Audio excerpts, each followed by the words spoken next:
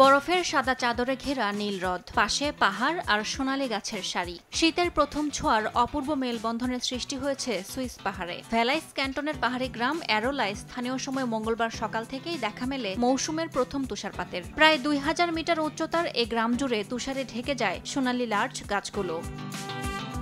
স্থানীয়দের কাছে এটি ব্লু লেক, যার নীলাভ আভা তৈরি হয় হ্রদের নিচে থাকা শৈবাল ও হিমবাহের মাটির যৌথ প্রতিক্রিয়ায়। প্রায় 20 সেন্টিমিটার পুরো তুষারে ঢেকে গেছে চারপাশের পথ। এমন মনোরম দৃশ্য দেখতে ভিড় জমিয়েছেন পর্যটক আর স্থানীয়রা। কেউ ছবি তুলছেন, কেউ বা হাঁটছেন বরফের পথ ধরে।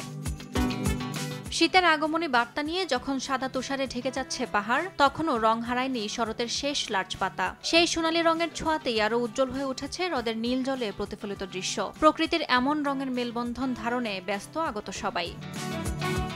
ইয়াসমিন অনন্যা, সময় সংবাদ।